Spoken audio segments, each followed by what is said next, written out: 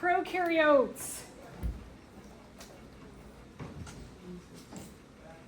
Let me do a quick hand lock in case someone else do.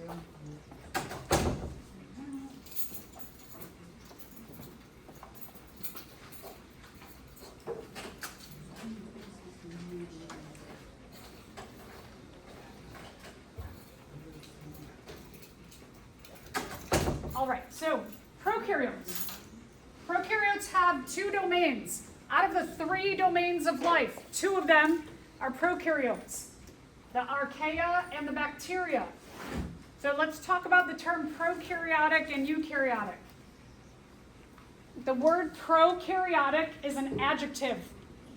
Prokaryote is a noun. So when we're talking about a prokaryotic cell, it's the same thing as saying a prokaryote. We're talking about before karyotic nucleus.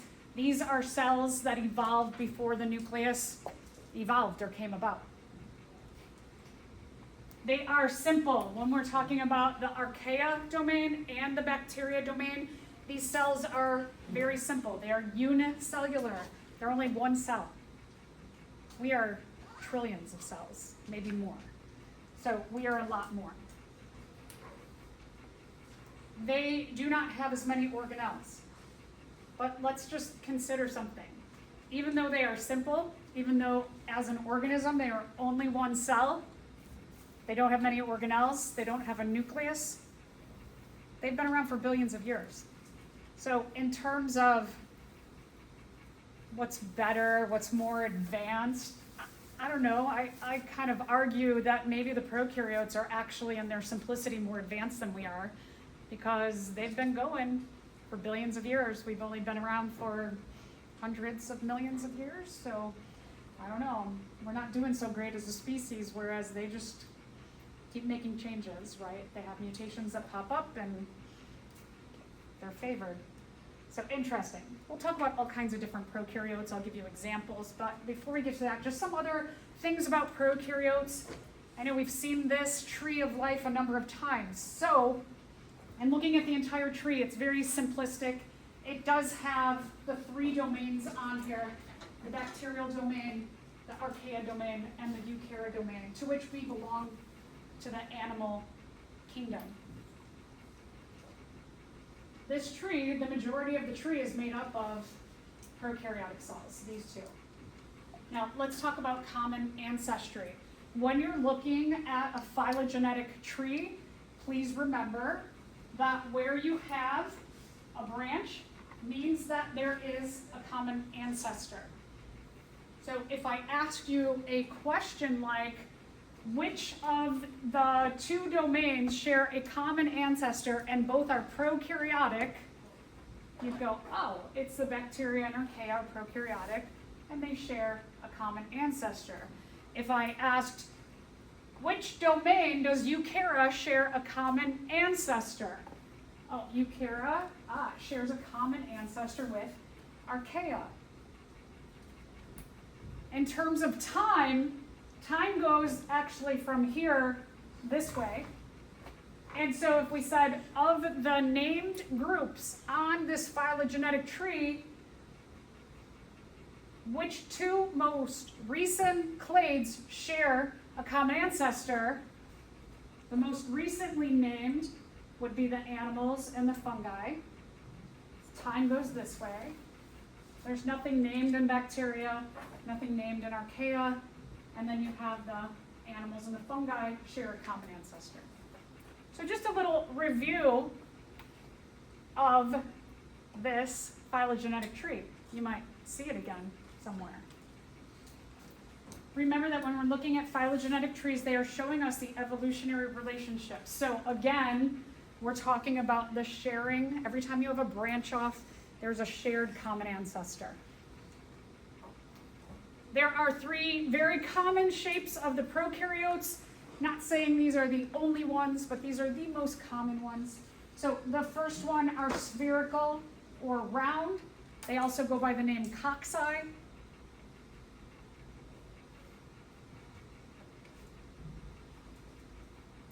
These are rod-shaped or called bacilli.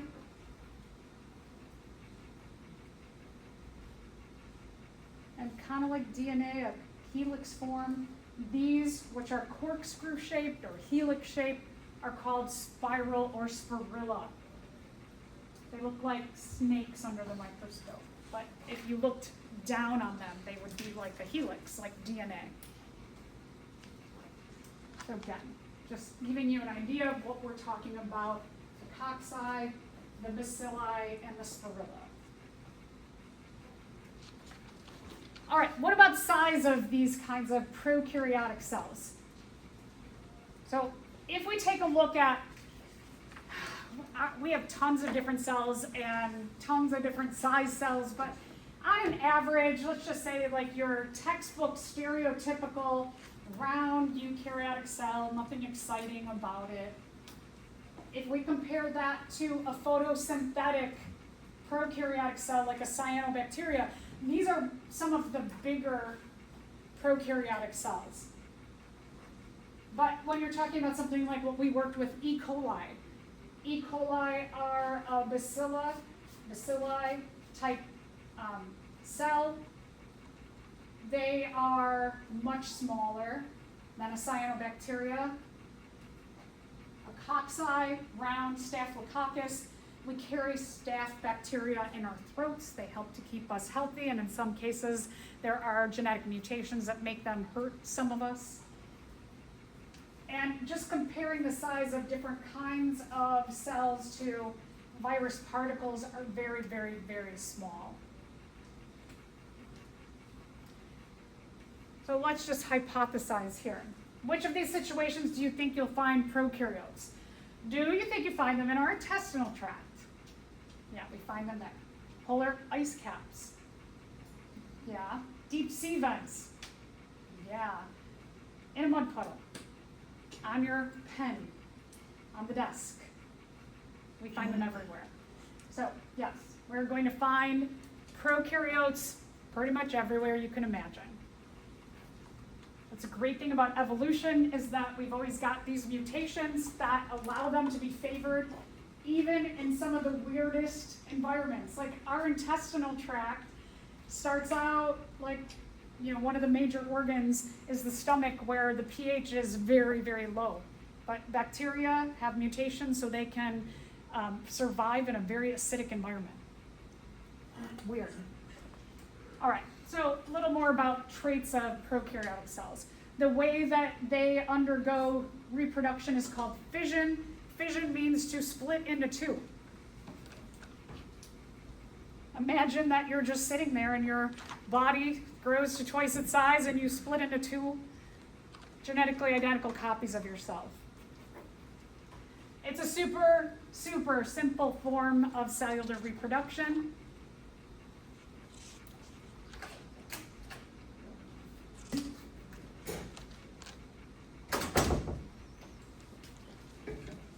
Fission can happen pretty quickly. When we say genetically identical, we mean ideally. There's always, we know that in the copying of DNA, if some species could reproduce or undergo fission in 20 minutes. So one chromosome they have, one nucleoid chromosome. They have little other pieces of DNA, which I'll talk about in a bit, but they do it pretty quickly also. And so they do make mistakes or mutations. So ideally, they want to make an exact copy, but we know that sometimes mistakes or mutations happen in the copying of DNA. And because prokaryotic cells can do fission very quickly, they can make many generations very, very quickly. Like within a day, if you're talking every 20 minutes, think about 3 generations an hour over 24 hours. That is impressive, right? That's an impressive family lineage in one day. That's a lot of generations. And so we can see, based on some mutations that happen, even though we're trying for this, they can change or evolve in a matter of days. So evolution can happen at a much quicker pace with prokaryotes than they can with anybody in eukarya.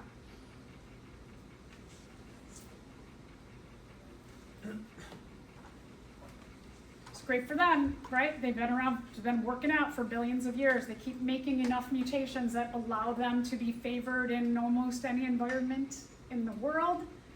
And they just keep doing what they do everywhere. Good for us, and also bad for us. They also can do what's called HGT, horizontal gene transfer. They share genes, but not just amongst the same species. They can share genes amongst different species also. We don't do that. We are genetically isolated. Here is a really weird case where prokaryotic cells, they can share genes with other species, and not just maybe one, but numerous other ones. It's called conjugation or prokaryotic mating. And I have mating in parentheses because when we're talking about mating, it means that sperm and egg are created, and they don't do that. They don't have that ability. So, right here, even though they're kind of that same bacilli shape, they're just not the same species. This one has what are called pili, or these like fuzzy hairs. They kind of look like hairs on there. And the other one is bald, no pili. But here they are making one of two things. They're making either a cytoplasmic stream in between them both, or one of these pili, these hairs, is modified so that in certain cases it can reach that pili into another species. And what they're doing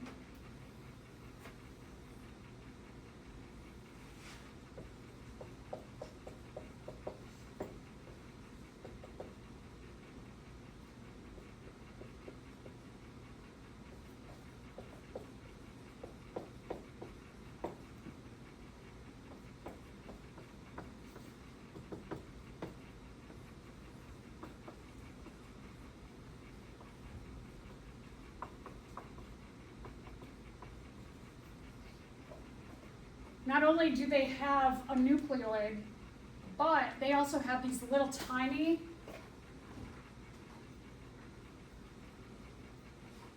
pieces of genetic information, and those are called plasmids. So all these little circles in here. And while they're just little tiny circular pieces of most likely DNA, sometimes they can be RNA, is from this little bridge here, they can shoot those plasmids to each other. And sometimes on these plasmids, we find antibiotic resistance for different antibiotics. So if this one has the streptomycin antibiotic resistance plasmid, and that one has penicillin, they can share that resistance plasmid with each other. And now they've just doubled their resistance abilities to different antibiotics. And we've seen in recent times, this is a big problem for us, that this ability of conjugation is causing different species to have new genetic combinations of antibiotic resistance that we haven't seen before, and we're getting these super bugs. So again, good for them, but so these bridges could be, like I mentioned, could be like a cytoplasmic bridge, could be a sex pilus is single, pili is plural. They're clever, little, simple organisms.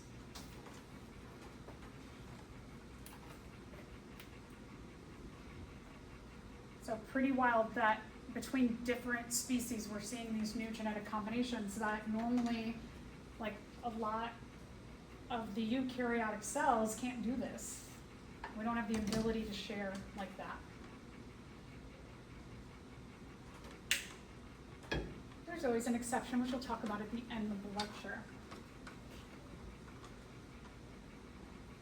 All right, so just some basics about different kinds of prokaryotes.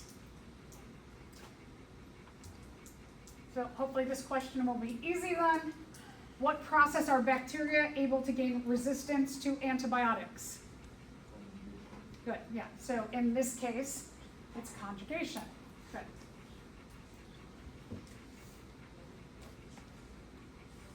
All right, let's take a look at this phrase here. A pathogen can be a bacterium, which is singular for bacteria is plural, but not all bacteria are pathogens. So what this means is that when someone says something like, oh, I have to put on hand sanitizer because I have to kill the bacteria, do you think we want to kill all the bacteria? Some of the bacteria that we have on our hands are good. So there's like a balance, right, with this kind of stuff. This stuff is way more important when it's this, this time of year. We haven't seen it yet because we've had such nice weather that the humidity is still pretty high. But the weather's going to turn sooner than later. I don't know when, but when we have typical fall weather, what happens is the humidity drops because it gets colder. And we're turning further from the sun, turning away from the sun. So we don't get as much heat. And then we don't get as much evaporation and precipitation, so humidity in the air starts to go down.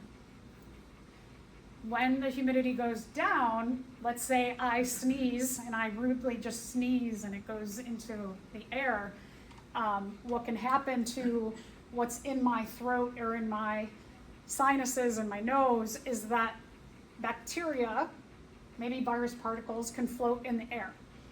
Now in humidity and high humidity, the humidity will make some of them kind of drop down.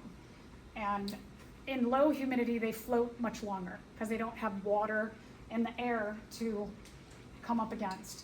So definitely when it starts to get humid, things like this are a little more important. But I also want to say that like this kind of stuff, it's actually better that you just wash your hands rather than using this. It's better for your skin. This is very drying stuff.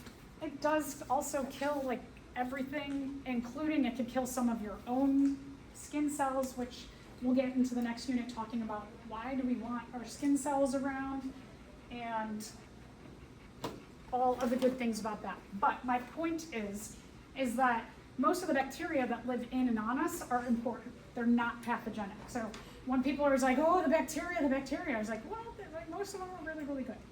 So let's talk a little bit more about this. Most of them are beneficial. Most of them are what we call symbiotic. Talked a little bit about symbiosis with lichen and mycorrhiza, that sometimes two organisms are in a relationship together and they rely on one another. So most of, we could not survive without the bacteria in and on, I shouldn't just say bacteria, prokaryotes in and on our body. I don't know the exact number, but a microbiologist told me once that less than 1% of 1% of the bacteria and prokaryotes and microorganisms that live in and on us are actually pathogenic or bad. Most of them are good. So let's talk about abundance of all of these mostly good microorganisms. Drop of seawater, just water itself from the ocean. Hundreds of thousands of prokaryotes. A spoonful of soil contains billions. Because most of them are good, if you've ever heard that people say it's good to play for kids to play in the dirt, because then you're exposed, you're like adding these bacteria to your, and we'll talk about the term microbiome in a minute. We have trillions, probably more than that. But here's a crazy thing to think about.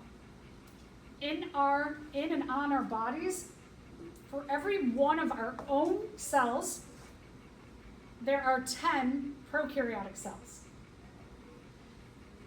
That makes up about 3 pounds of our body weight only. So they're small, right? They're microscopic. All right, we're going to take a look. Mostly we're going to talk about bacteria. I just want to do a little side note of the Archaean domain.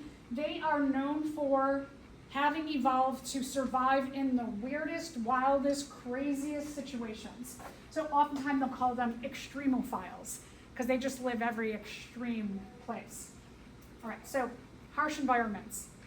where you have a harsh environment in, on the earth, under the water, you'll find usually archaeans.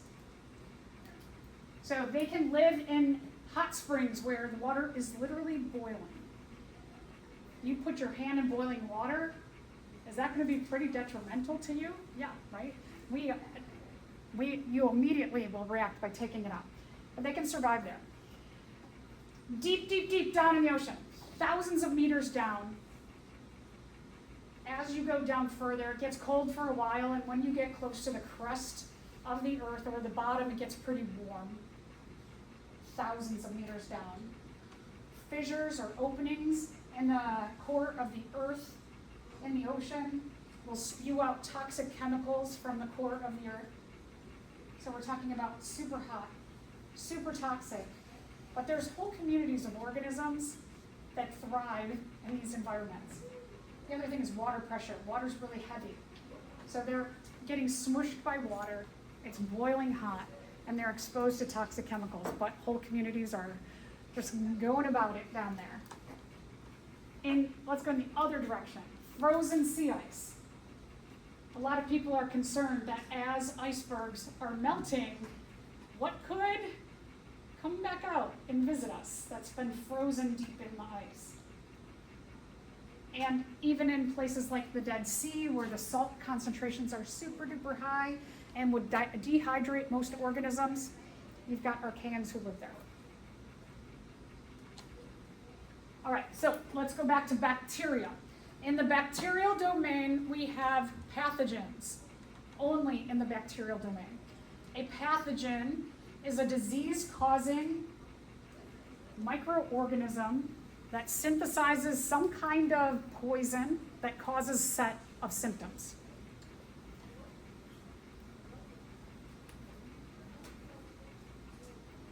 So, little reminder as we're again getting into these like diseased, drier climates for the next 4, 5, 6 months. Make sure you wash your hands instead of. I mean, this is great. Like hand sanitizers, those little ones to hang on your bag are great, and if you're going to be somewhere for a long time. But the best thing you can do is just again wash your hands for 20 seconds. So lather up and wash. And get the, I like to call the in-betweenies, and get under your nails, and then rinse. That's the best thing you can do. The other great thing you can do is the vampire cough or sneeze. I like to do a double, because sometimes it goes that way.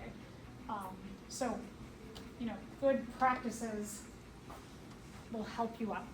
If you're sick, wear a mask when you go out. It prevents you from getting something else while your immune system is already overactive, but then it's kind of nice to protect other people. So I think because of COVID, maybe getting in the habit of when you're sick, wearing a mask is a great idea. Okay, so let's talk about some examples of different kinds of bacteria. So one is Clostridium botulinum. It causes botulism. You find these bacteria often on cans that are dented and they get rusty and they thrive there. If you eat something that has this bacteria, it will paralyze your digestive system and it will produce a toxin. So it's going to do two really bad things for you. One, the toxin is going to go from your digestive system into your circulatory system, and that paralyzing toxin is going to start to paralyze all the cells in your body, because that's what our circulatory system does. It's in contact with all the cells. The other thing is it's going to shut down your digestive system from putting nutrients into your blood. So this is very lethal. Some brilliant person, just like you all, started thinking about, oh, wait, if this paralyzes cells, what if I can take a modified version of this and sell it to the beauty industry, where we could inject little bits of this kind of modified botulinum toxin into our muscles in our face, and we can cause where you might have deep lines over time, cause wrinkles. When you inject that Botox into your face, it causes you to smile like this. and you can't do the deep lines anymore and cause you to have less wrinkles over time. Those manufacturers, whoever those scientists were, are super rich. So sometimes you get inspired by things you might hear about in class. A relative of Clostridium botulinum is Clostridium tetani. This one's more localized, so let's say that I'm working in the garden and my garden bed, it's made up of steel, and I cut myself and I've got a rusty nail cut. It could have Clostridium tetani, and it'll cause that area to paralyze. But it won't go too far into my circulatory system, so it's a lot more localized. But if that gets, it could just continue to get really like bigger and bigger and bigger if you don't take care of it. So one way to combat this is make sure that you get the tetanus vaccine every 10 years. So if you're not sure when your last one was, it's good to find out. You can Google, I think it's the state that keeps track of all your vaccines. So you can find out your history or ask your doctor. All right, how many people get strep throats? So maybe like a third, maybe a fourth or a fifth of us. The strep that's in our throats, everybody carries that causes strep throat. But some of us, when somebody coughs and they are just carrying it and they don't have any symptoms, they're asymptomatic. And so you could have, some of you who do not get strep throats could have that bacteria in your throat. Doesn't cause you to get the symptoms, but I get in contact with it. My immune system, for whatever reason, doesn't fight it off as well, and then I get full-blown sick. So some of you are just lucky. The group A Streptococcus include this kind of bacteria, but also includes really beneficial bacteria, as well as a lot of like other awful things that happen, like pneumonia. We brush our teeth twice a day because a kind of group A Streptococcus builds up and it can break down the enamel of your teeth. Isn't that wild? They can produce a toxin that dissolves enamel. And then other kinds of things, including necrotizing fasciitis. So let's talk a little bit about that one. And like I said, these things are easily spread from person to person because they're pretty common. This is not super common. Once in a while, this pops up in our world. This is what we would call flesh-eating bacteria. If you ever notice that you have a wound and it just continues to get bigger and bigger, go to the emergency room and tell them this keeps getting bigger, cover it, do not touch anything. It will spread quickly if you do not cover it up. But you want to tell someone this wound, it just keeps getting bigger. With fast action for necrotizing fasciitis, it can be taken care of. So a number of things that they will do is they'll do some antibiotic treatments, widespread. So you'll get not just like a penicillin, but you'll get a bunch of things together. And then they also want to do what's called cauterizing. And they're going to try and burn the tissue in hopes that the tissue that the bacteria is on will also burn. And so as long as you catch this quickly, it can be taken care of quickly. All right, we're going to talk about different groups of bacteria and the way they work. Biofilms, it's a feature like a cell membrane or a plasma membrane. It's an extra layer that many different kinds of bacteria can use. Biofilms are complicated. There needs to be a lot more research about biofilms.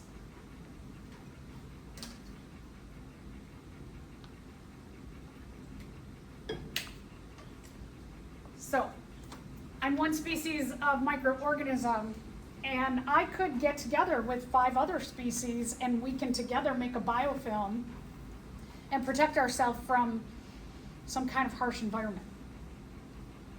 And when conditions are good again, so if conditions are bad, we go into our biofilm. When conditions are good again, we can come out. We can go back in. The biofilms can protect them from extreme environments. So here we're talking about not the Archaeans who do extreme things, but bacteria who can go into biofilms and live in extreme environments. And they're very difficult to destroy because when they, so like about 10, 11 years ago, we moved into this new house and it had one of those jetted tubs. And so my son, I noticed that on his knee, he had this little like, kind of looked like a pimple, but much bigger. And I was like, oh, and so, he took a bath and it opened up in the bath and we didn't think anything of it. But then that got bigger and then he started to have a few of them on his body, these like pimples. So we go to the doctor and it's MRSA. It's a wide scale. It has antibiotic resistance to a number of different antibiotics. And so he's on a high spectrum antibiotic, different antibiotics. And it took about a month and a half for that all to go away on him. We had to keep cleaning it. And the doctor said, has he been in like a bathtub in your house? And I was like, oh no. He was in a bathtub that has the jets. And we turn on the jets when he takes a bath, because how fun, right? So we bleached it. The doctor says bleach it out. Okay. Then I take a bath about 3 months later, and I get one in my armpit. And I'm like, how can this be? How can this be? Can't be the same thing, right? And I was like, well, we did take a bath. So got to go to the hospital, get that taken care of. Turns into this big, crazy, disgusting lump. Again, same process. About 4 months later, my husband is bathing Monty. He doesn't take a bath, but Monty's in there bathing, and he gets one on his elbow. Now, my husband, I'm like, you gotta go to the doctor. Okay, so he missed the doctor's appointment, and then he has a fever, like 103. So I go to work, and I call, and I'm like, how's the fever? He's like, it's 104. I'm like, I told you in the morning to get in a cab or a lift and go to the emergency room. And so then he falls back asleep, and I call back at around 3, and he hadn't left yet. And I'm like, I'm calling a lift to the house. It's gonna pick you up. You're gonna go to the emergency room. By the time he got to the emergency room, he was at like 104.6, and they told him he was hours away from dying. So we think there was like a biofilm situation, so then we never took a bath. That bathtub was condemned. We were like, nope, no more using this bathtub at all. We bleached that thing so many times, but they could withstand, and we kept trying all kinds of stuff. So when they go into a biofilm, they can be, check out these statistics, 500 to 5,000 times more resistance against antibiotics when they're in that biofilm. So like for my armpit, they had to actually cut a portion of that out of my armpit. They had to cut like the lining of this tissue and extract the whole thing. It was crazy. Same thing with my husband's arm and my son's knee. So weirder things. Lots of research needs to be done. Okay, so definitely there's going to be some intervention. That antibiotics, cleaning out, cutting out tissue.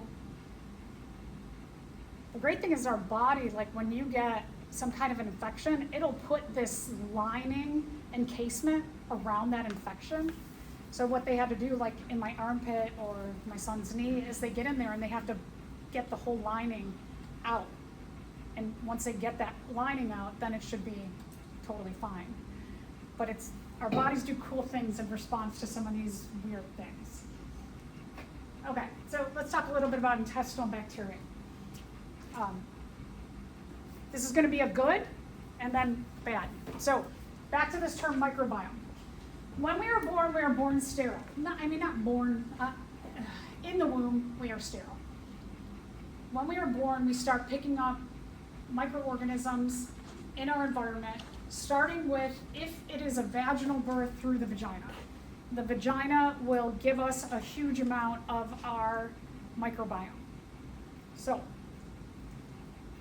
by the time you're 3, you've got a pretty good, healthy microbiome, but it's all dependent on who you live with, whether you have pets. They say that people who have dogs have a much healthier microbiome than people who do not have dogs. Who you live with, how you eat. If you eat vegetarian or vegan especially, your microbiome is so much healthier than someone who's eating high fat and protein diet. There is a lot of research in this field that connects your microbiome with diseases. Some diseases have a genetic factor, and your microbiome can help you to battle that genetic factor or enhance that genetic factor. So there is if you're like, this is amazing and crazy and cool, there's so much amazing things going on and research to be done. Okay, so let's talk about diseases in the microbiome. People who have certain diseases have very different microbiomes than people who do not. Again, is it the disease that causes the change in the microbiome? Is it the environment? Is it their genetics? It's lots of research needs to be done. So, for example, all of these diseases here, common diabetes, for example, what is the cause? The microbiome, the genetics, the environment. People are trying to figure this all out. So one area of research, such an unfortunate name, is called fecal transplants. People who have, like, for example, digestive system disorders, like Crohn's disease, for example, that what they have found that works with people with Crohn's disease is to give them a fecal transplant. Okay, so time out. What the heck does that mean? Really what they're getting is a microbiome transplant, not a fecal transplant. So someone who's really healthy, and you all can look this up, that if you are a very healthy person and you meet certain criteria, you could sell your feces to companies. That would be easy, right? Just poop and send it off and they pay you money. But you have to be super healthy and you have to have not genetic history of certain diseases and things like that. But look it up. Maybe if you're a very healthy person, sell your poop. That'd be great. So they take people who are a healthy digestive system, who have no autoimmune disorders, especially when they're talking about digestive system disorders. And they'll take their poop, and what they do is they put it in a container, and then they put that container in a centrifuge. And a centrifuge is a machine that spins really, really, really quickly. And it spins down anything heavy, and anything light goes to the top. So the microbiome goes to the top, and all the fecal matter goes to the bottom. And they skim off the microbiome, and then they'll do, depending on what the research is, they might put it in a suppository in like a waxy substance, and the person puts it up their anus. It contains that microbiome. Could be that they take a pill. It depends on if that's going to be able to withstand the stomach and the acidity.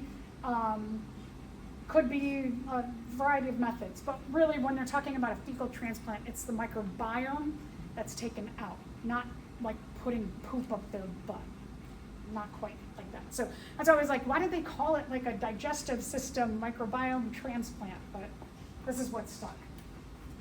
Lots of research going on for lots of diseases in this area. All right, let's talk about E. coli. So Escherichia coli, that's the genus name, Escherichia. We just shorten it down to E. coli for short. This is one of the most common bacteria in our digestive system. So, good ones. We have lots and lots of strains of good E. coli. We need them to survive. But some of them cause foodborne illness.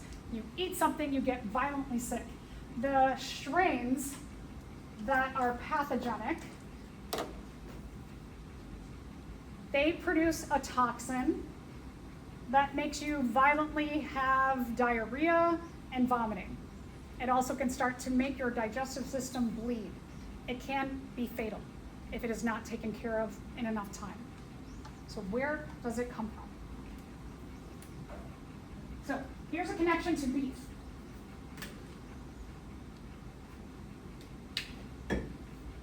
Now, if you go to Ireland, for example, and you go to the countryside, and your family buys one grass-fed cow a year, and you have all those pieces, a butcher will cut that up for you, and you put it in a freezer, and then you take the pieces all year of this one cow, and that's where you get your beef from.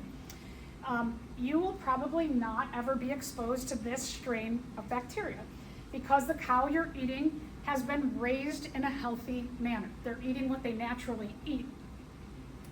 Now, let's talk about the United States. A lot of our beef, or probably most of our beef in the United States, is factory farmed. And they grow the cows up in literal factory settings, giant buildings where they have like food troughs on the edges, and the cows live inside. They never see outside. Pretty sad. They put bright lights in there to mimic sunlight. And they pack them in so much, and they fill the food with growth hormones to make them grow faster, and antibiotics sometimes. There's some regulation on that. But you might find a bunch of stuff in there. But they also, cows are ruminant herbivores, and what they naturally eat is grass. But what they pack their food full of is corn, because corn is a lot cheaper than letting them or having to buy fields and fields and fields and fields of grassy acres. And so they just feed them corn. It's very cheap. It gives our meat a different taste. Sometimes you'll see that there's like grass-fed cows who are corn finished, that they'll let them eat corn for the last 2 months of their life to get this little taste to it. Anyway, it's complicated. So, how they process this meat is there's also, when the cows are ready to become your burgers and ribs and things like that, those cows go to a factory. And there are different rooms in the factory. And so in the first room, what they do is they take the cow and they slit their throat. And then they put them on a big hook and they hang them upside down, and all the blood comes out. And then the cow's on a conveyor, hanging, go to the next room. And in the next room, the next person or the next people, they cut the hide off. And then go to the next room. And the next room, these people, they cut like maybe the rump of the cow, that meat off. And they go to the next room, and the next room, and the next room. And in these rooms, a lot of the meat that they're cutting off is all surrounding the digestive system. And also, these rooms, the people who work there, often it's in the country somewhere, and the jobs are very, very hard because you have to, whatever room you work in, they'll say, okay, you have 1 minute to cut the hide off of this cow. And every minute, a new cow comes, and you have to keep cutting and cutting. And so it's a very stressful, high energy job. And often the best paying jobs in the countryside. So people take them, and they get paid really poorly. But it's the best paying job that they can drive to. And so they want to keep these jobs, so they want to work fast. Because if you don't work fast enough, they say, you're fired, and they just get another person in. So when they're doing these cuts really fast, do you think sometimes they might nick the digestive system of the cows? And nicking that gets on the meat. And the USDA only checks 10% of the meat for this strain of E. coli. So sometimes meat gets through that is contaminated. Now, sometimes we hear in the news that, so again, these strains of bacteria can cause intestinal bleeding to a point also that you can pass away, you can die.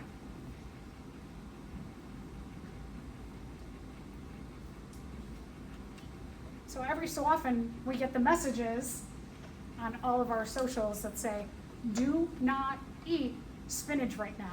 Do not eat romaine lettuce right now. Because it has this E. coli. But wait, the E. coli comes from the cows, right? So oftentimes, because we're talking about the countryside, that these big factory farms, just imagine that the blood room, for example, they have to clean that, right? And all these rooms get stuff on the floor and they have to clean it. And sometimes if something happens with the runoff system from cleaning these rooms, some of that bacteria can get into water tables or into streams nearby. And those water tables or streams can be taken just down the road to the spinach farm or the romaine farm. And sometimes these bacteria then can proliferate on vegetables. And so it can get spread through the countryside. Okay, so how do you make sure you don't get this? Is if you eat beef, cook it well done. Then you will kill those bacteria off. But if you're somebody like me, I am mostly a vegetarian. Once in every few years, I'll be like, I want a grass-fed cheeseburger and I want it medium rare. Now I make sure that it's grass-fed so I don't have to deal with this. But I wouldn't just go to somewhere that I know is getting factory farmed meat and get a medium rare burger because I'm risking this. So be careful with your meat. Okay, now we're going to talk about good bacteria. Good. So we have what are called nitrogen-fixing bacteria. The atom, nitrogen, we can't fix it. When we're talking about fixing, I think I have it on the next slide. Fixing in biology means capture. Nitrogen makes up about 79% of our atmosphere. And so we can breathe nitrogen in, but our bodies, our alveoli, the little cells in our lungs that are capturing oxygen, they cannot capture or fix nitrogen. Nitrogen is really important to the structure of our DNA, our RNA, and our proteins. So we get the things that can fix or extract the nitrogen are bacteria. Bacteria live in nodules in plant roots. So they capture the nitrogen, they give it over to the plant. Plant incorporates it into their fruit, nuts, seeds, grains, oils, etc.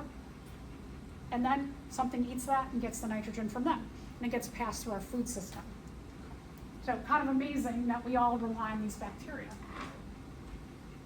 All right, another group, recyclers. Bacteria, some bacteria are part of decomposers. So like we talked about, some of the fungi and some of the protists are decomposers. So are some bacteria. They can biodegrade cells. Bio means living, degrade, break down. They can break down living things.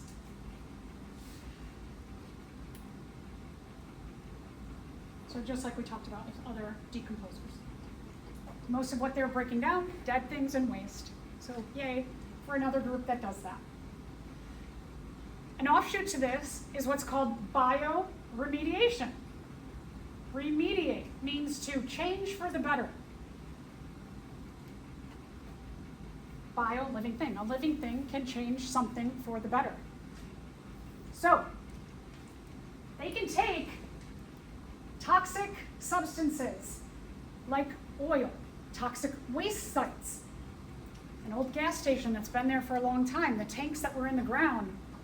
You got to do something with them. You can't just leave them for the next person. So you have to bioremediate that, or you have to remediate that in some way. When you do bioremediation, what happens is there are different microorganisms, prokaryotes, that can take waste, toxic chemicals, oil spills, and they can break that stuff down and make it healthy.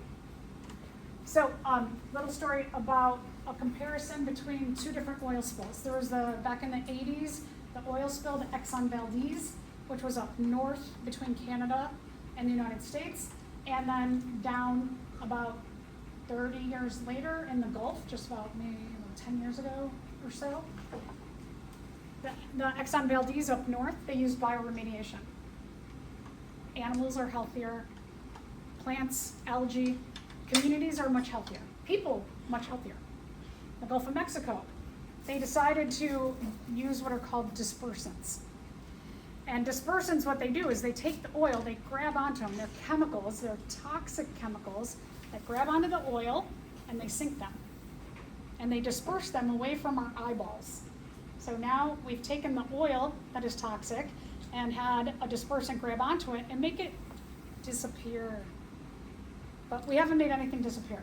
We just added chemicals that are on the bottom of the ocean in the Gulf of Mexico.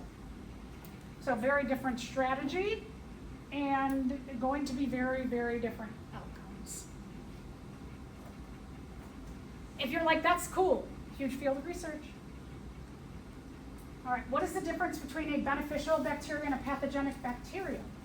A pathogenic bacteria is capable of causing disease. Do we like that? I like that. Capable of living in an extreme environment like a hot hydrothermal vent. Does that have something to do with pathogenic? Capable of living in a very salty environment. One that is infected by a virus. Oh, sorry, yeah, so good. Pathogenic is a disease-causing bacteria. All right, last little thing, zoonotic diseases. Zoonotic diseases can be caused by bacteria or viruses. Zoo refers to animals, and these are animal diseases. One of the things that's crazy about zoonotic diseases is they cross the species barrier. Most diseases can only infect one species of organism.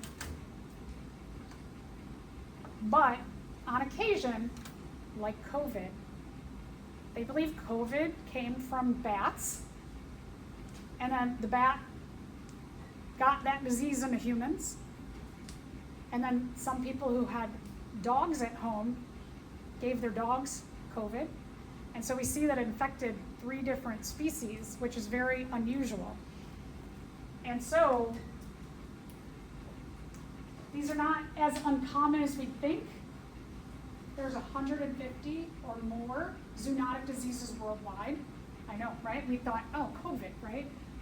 There's 2.2 million deaths every year from these kind of diseases. Some years more, like COVID years, right? All right, so here's some of the examples of them.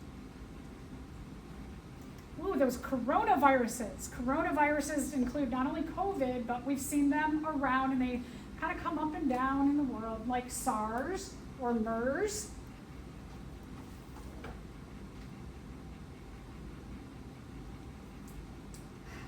It'll be interesting to see what happens next. Tons of research going on, tons of research being cut. The world's a weird place. Okay, so, and Lyme disease is another one, so just to point that out. All right, so just a little taste of all the diversity of life. Our next unit will focus on us. We'll focus on us as animals, and we'll do some comparison between other animals and our systems. So it'll be an interesting next unit, more focused on our systems, but remember that your exam a week from today includes evolution, includes Hardy-Weinberg under evolution. You might want to give that a revisit. There's resources to revisit Hardy-Weinberg on Canvas. There's some quizzes, optional quizzes that you can do. You definitely this week, you want to really be putting some time every day into studying for this class. Make sure you're doing yourself the favor of training properly for the exam. Sit your little butts in a proper chair at a proper desk with no phone and no food and no bed and no pets and no snacks, and be alone with your material. I highly suggest take that phone, set it for 40 minutes, an hour, whatever you can focus for a chunk of time. Put the phone in another room with the alarm. I like to do 1 hour. That's my, like, okay, I can do this for an hour. So when I'm grading essays and that, I'll put my phone in another room, and then I set it up. When it goes off, I'm like, okay, I do either ride my bike, I do exercise, I get a snack, I do something good for 10 minutes, then I set another hour. And so that's a really good, it's called the Pomodoro effect, and it's a good way to like set you up for, I'm gonna commit to this amount of time, I'm gonna get rid of everything else, I'm gonna focus on this. Make sure you're going over your objectives. Remember the objectives are covered in my notes. So if it's in my notes, it surrounds or helps you learn an objective. So your objectives should be pretty hardy when you're done with them. Quiz yourself. Make sure you are checking in to see that you know what you think you know. Don't make that mistake of like, I went over the notes and my objectives and the quizzes and all that. Make sure you know what you think you know. Because sometimes I used to fool myself like, oh, I know everything. And then I'd get into an exam and be like, I don't know that much. Holy cow. Okay, so quizzing. All right, so what do we got left? We got a half hour. So I would like you to see where you get with lab 24 in the next half hour. A little bit about, you have to do a graph. So let's talk about that graph real quick.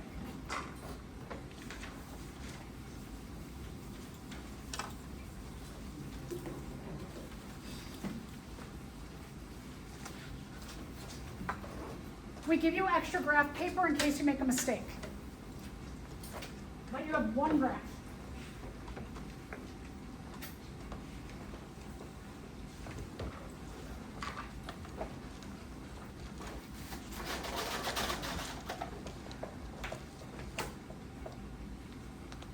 This is all spelled out for you in the lab itself. It says you're going to do days and percent increase. So days and time. You're doing your percent increase.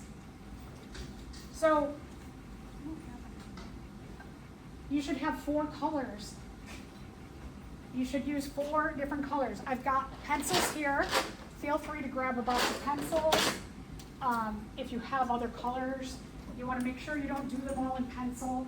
So when you're plotting the percent increase, you're doing the standard, the dwarf, both untreated, standard, untreated, dwarf, untreated, standard, treated, dwarf, treated. Those are your 4 lines. So whatever you're doing, you do one in one color, do the next one in a different color,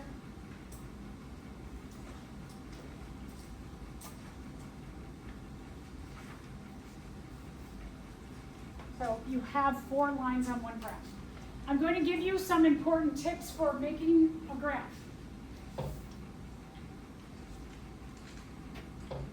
So your graph should always have a descriptive title. When someone picks up your graph, you want them to look at it and be like, oh, I understand what this is all about.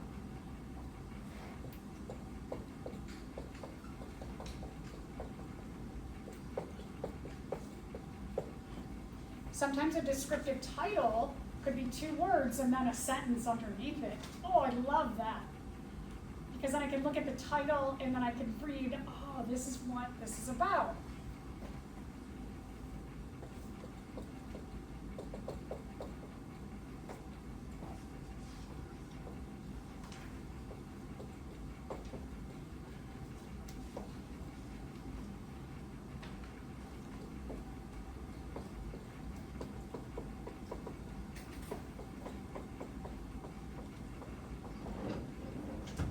My X and Y axis should be descriptive, not just,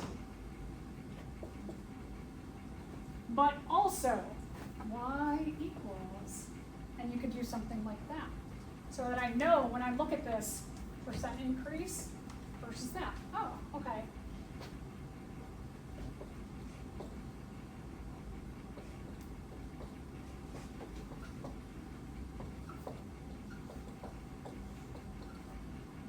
one color per variable, so that when I look at the lines, I can look and focus on each of them individually by seeing they are in different colors.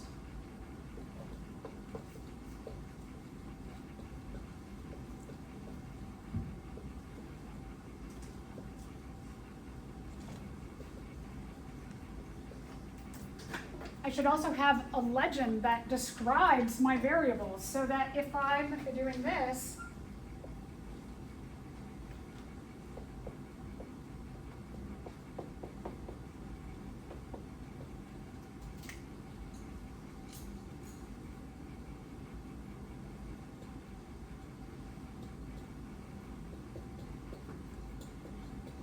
that I'm going to list out my colors and what they mean and describe.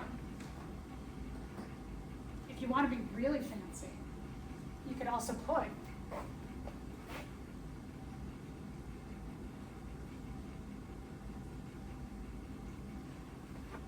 but if you want to label your lines also, make sure you do it in a place that's not going to interrupt me being able to read it. Like, I wouldn't want to write like here across the other one. I'd want to do it in a place that's not going to obscure the whole graph.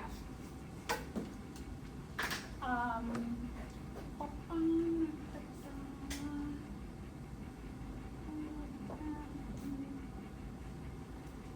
think that is. Oh, yes.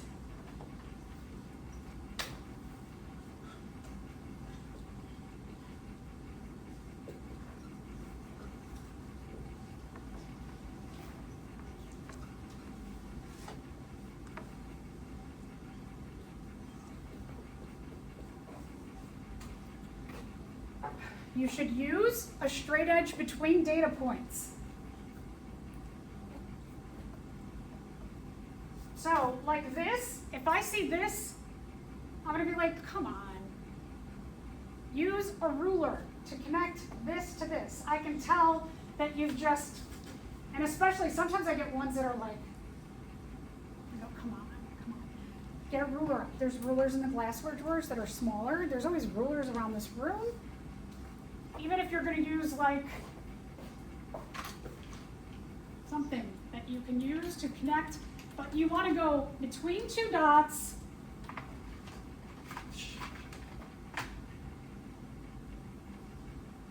I'm going between two dots, and then I'm going the next two dots, and then I'm going to the next two dots. So between two dots, between two dots, between two dots, okay? That's the way that you're supposed to do it. I think those are like the main things. But these are like really great tips on making graphs. Very good habits to make. If you want to take a picture of this, that's great. If you want to take your lab home and do it on a computer, that's lovely. I super appreciate that. So another good skill is to do it on Excel. Is a real easy one that can pop out a graph too. But just make sure you have all these components. So we don't have a ton of time. I would like you to work on it a bit in case you have questions. I do not believe you will get it done